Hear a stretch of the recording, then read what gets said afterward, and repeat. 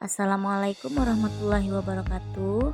Bertemu lagi dengan saya Sartina, mahasiswa Pascasarjana UT UPBJ Pekanbaru di Tembilahan. Di sini pada mata kuliah MPDR 5302, Studi Komparatif Pendidikan Dasar di Berbagai Negara.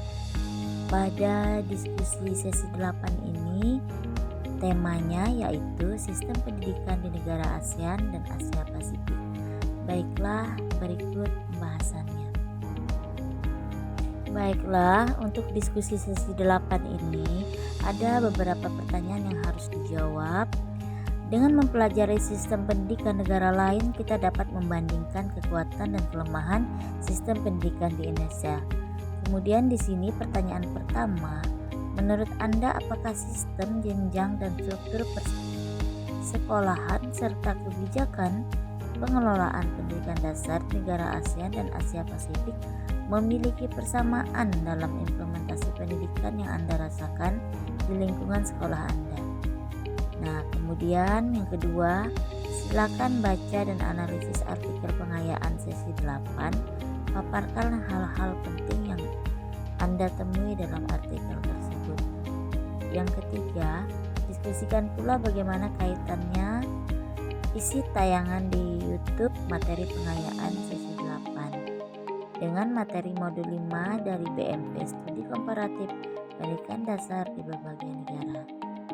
Baiklah, berikut jawaban yang akan saya paparkan pada diskusi sesi 8. Baiklah, kita simak bersama-sama.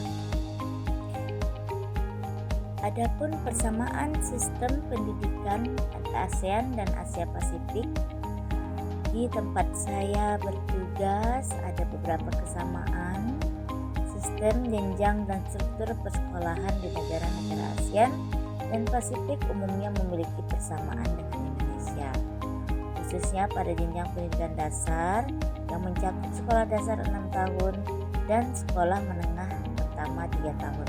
Misalnya nih, sistem pendidikan di Thailand mengadopsi 6 tahun pendidikan dasar dan 3 tahun menengah pertama dengan kebijakan wajib belajar 9 tahun dan pendidikan gratis hingga 12 tahun. Nah, hal ini serupa juga yang diterapkan di Filipina dan negara ASEAN lain, yang tekanan dasar pendidikan sebagai fondasi utama.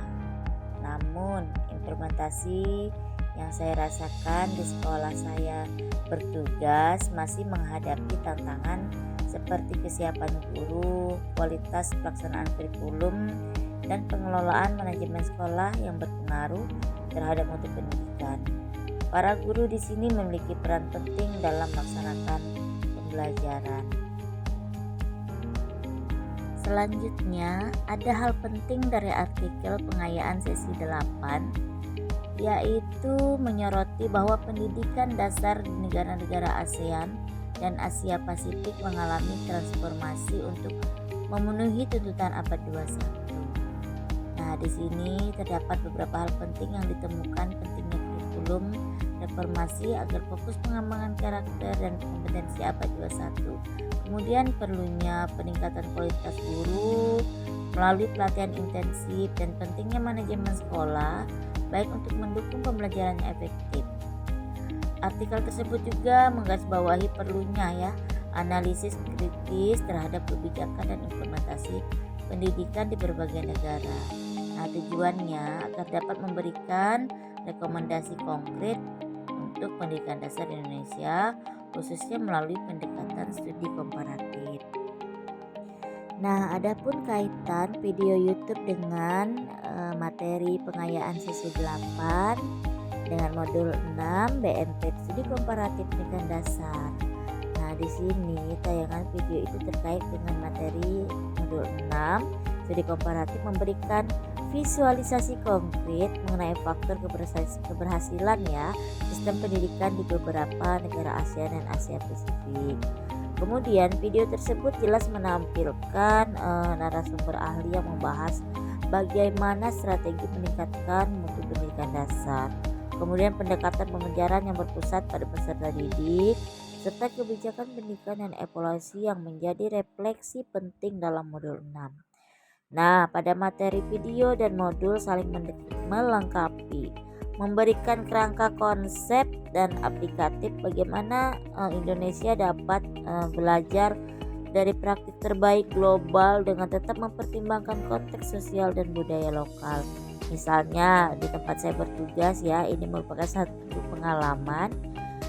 Saya dapat mengadopsi prinsip ini dalam upaya meningkatkan pendidikan dasar di daerah Manda, khususnya dalam pengembangan karakter dan kompetensi abad 21. Nah, dengan hal demikian, melalui pemahaman dan pengalaman, tentunya sebagai guru dapat mengambil peran strategi dalam mereformasi pembelajaran, mengadopsi pendekatan pedagogis modern dan mengelola sekolah.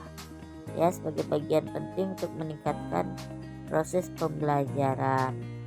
Nah, di sini kita dapat mengembangkan karakter ya, serta kompetensi abad 21.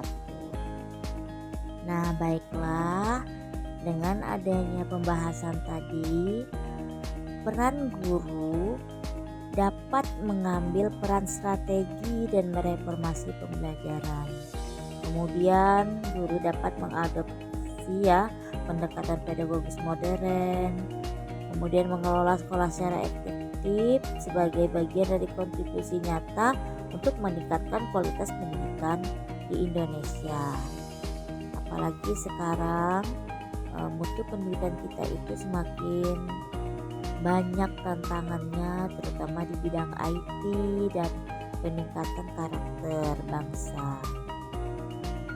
Nah, dari beberapa pertanyaan yang sudah dijawab tadi dan analisis artikel yang sudah dibahas, sistem pendidikan dasar di negara ASEAN dan Asia Pasifik memiliki struktur serupa, terutama jenjang 6 tahun sekolah dasar dan 3 tahun sekolah menengah pertama, dengan kebijakan wajib belajar dan akses pendidikan abad 21 serta peningkatan kualitas guru dan manajemen sekolah. Nah, kemudian pengalaman saya di tempat bertugas menunjukkan bahwa peran guru sangat penting dalam mengimplementasikan pendekatan modern untuk meningkatkan mutu pendidikan. Studi komparatif ini menjadi dasar pembelajaran dan inovasi untuk kemajuan pendidikan dasar di Indonesia, khususnya di daerah seperti ya, contohnya di daerah tempat saya bertugas yaitu Manda, Kabupaten Indragiri. Demikian jawaban saya untuk kali ini. Semoga bermanfaat. Terima kasih. Assalamualaikum warahmatullahi wabarakatuh.